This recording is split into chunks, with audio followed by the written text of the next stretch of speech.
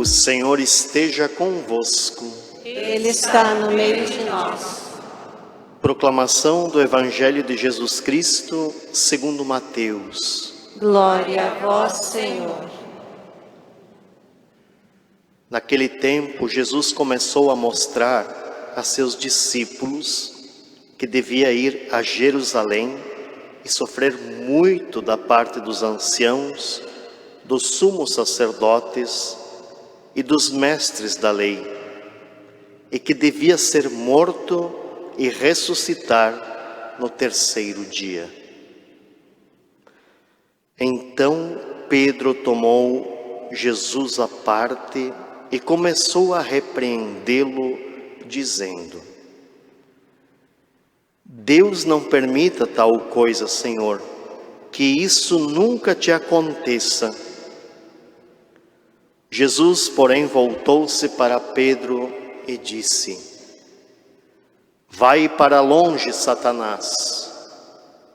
Tu és para mim uma pedra de tropeço, porque não pensas as coisas de Deus, mas sim as coisas dos homens.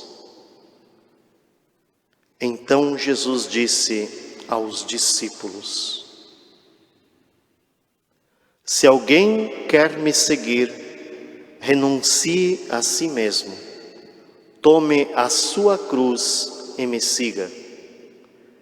Pois quem quiser salvar a sua vida vai perdê-la, e quem perder a sua vida por causa de mim vai encontrá-la. De fato, que adianta o homem ganhar o mundo inteiro, mas perder a sua vida? O que poderá alguém dar em troca de sua vida? Porque o Filho do Homem virá na glória do seu Pai com os seus anjos, e então retribuirá a cada um de acordo com a sua conduta. Palavra da salvação. Glória a vós, Senhor.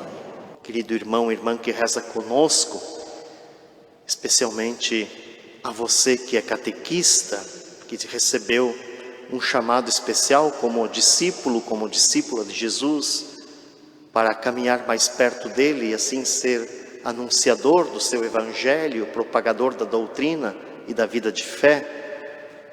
Eu acredito que neste dia, todos nós que queremos seguir Jesus mais de perto, e aliás, falando em catequista, tantos ministérios e pastorais na igreja são importantes, mas nenhum substitui o papel de ser catequista. Porque catequizar significa fazer ecoar as verdades do Senhor, o Evangelho, a palavra, a doutrina. Paulo VI falou isso em 1971. Ele disse como Papa: tantos ministérios são importantes na igreja, mas nenhum é mais importante que o catequista. Nenhum papel é mais importante que esse, na missão da igreja. Então, se isso também serve de consolo, que vocês se sintam abençoados neste dia, queridos catequistas, porque vocês que nos ensinaram muito este caminho de fé. E às vezes muitos pais e mães também são verdadeiros catequistas na igreja doméstica. Mas o que eu queria dizer com isso é que nós, discípulos e discípulas de Jesus, e o Evangelho está insistindo diretamente uma palavra, nós que seguimos Jesus mais de perto, é a figura de Simão, que no domingo passado, pela palavra de Jesus, ele se tornou Pedro, rocha, pedra. É interessante perceber as fraquezas deste homem. Ao mesmo tempo que ele é um homem que fundamenta a sua vida sobre a rocha, porque ele faz no domingo passado, diante da pergunta de Jesus, que ele pede para os discípulos: vós quem dizeis que eu sou? Ele é o que recebe o dom do Espírito, e o Pai revela a ele quem é Jesus. Ele diz: tu és o Cristo, tu és o Filho de Deus.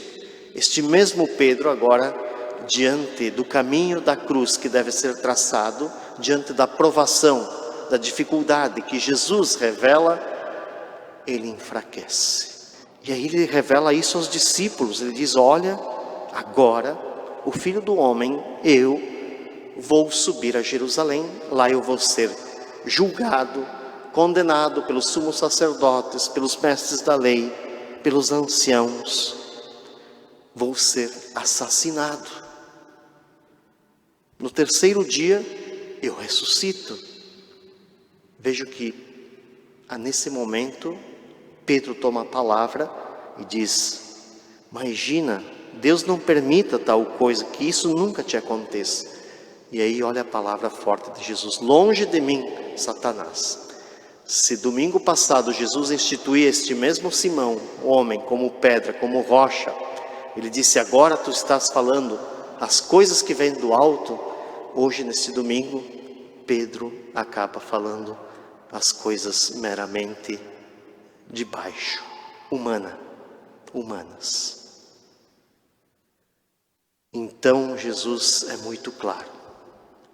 Uma vida de seguimento a Ele exige muitas renúncias. Muitas vezes nós nos anulamos a ser aquilo que somos e temos para seguir Jesus Cristo. Seguir o caminho de Jesus é tomar a própria cruz de cada dia e depois segui-lo. É perder a vida. Se você é pai ou mãe de família, você sabe quanta renúncia precisa fazer para educar um filho no caminho de Deus, no caminho da fé. Exige muita renúncia de si mesmo. A catequista sabe quanta renúncia precisa fazer para evangelizar os nossos catequizandos.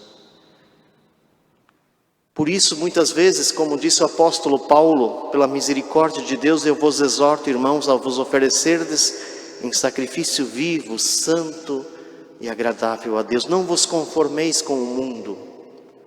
O mundo dá muitas facilidades, muito caminho largo. Mundo significa a mentalidade que muitas vezes nos cerca. E a gente não se dá conta que mergulhamos nesta mesma mentalidade de um mundo fácil e nos deixamos conduzir pelo caminho do mal.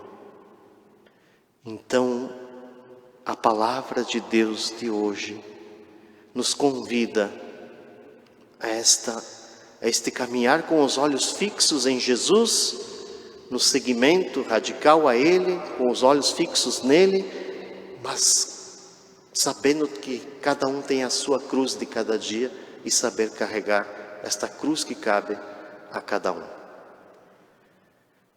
E não há sombras de dúvida, como rezamos no Salmo de hoje, que a nossa alma tem sede de Deus continuamente, ela quer buscar a Deus. Estes discípulos que seguiram Jesus, que deixaram muitas vezes suas famílias, o seu próprio trabalho, tiveram que deixar redes e barco às margens do mar da Galileia, deixar esposa, deixar filhos para o anúncio do Evangelho. Quantas renúncias fizeram para seguir mais de perto Jesus? Estes mesmos é porque tinham uma busca sedenta de Deus. Então, o Salmo de hoje, 62, nos indica esse caminho contínuo de busca a Deus. Deixar-se conduzir por este caminho de Deus. E a primeira leitura do profeta Jeremias: seduziste-me, Senhor, e deixei-me seduzir. A vocação que a gente recebe de Deus desde o batismo é um gesto de grande amor de Deus para conosco. Foi Ele quem nos seduziu e nos chamou a esta vocação que recebemos. E eu sempre gosto às vezes de indicar uma leitura. Quem puder, leia as Confissões de Santo Agostinho. No primeiro livro das Confissões, bem na introdução, quando ele faz a invocação a Deus, e assim eu quero concluir em forma de oração.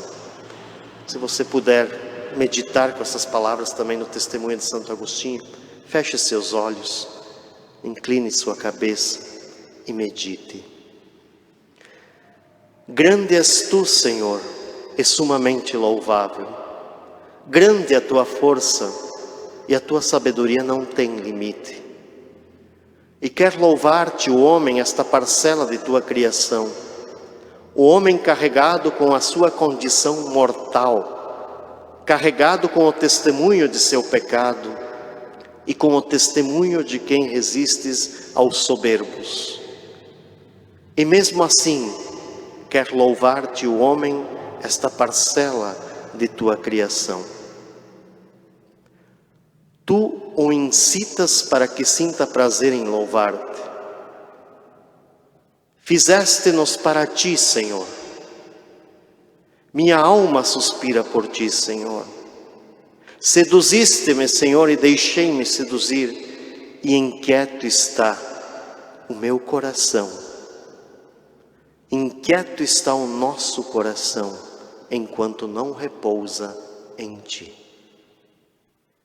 Dá-me, Senhor, saber e compreender qual seja primeiro, invocar-te ou louvar-te, conhecer-te ou invocar-te.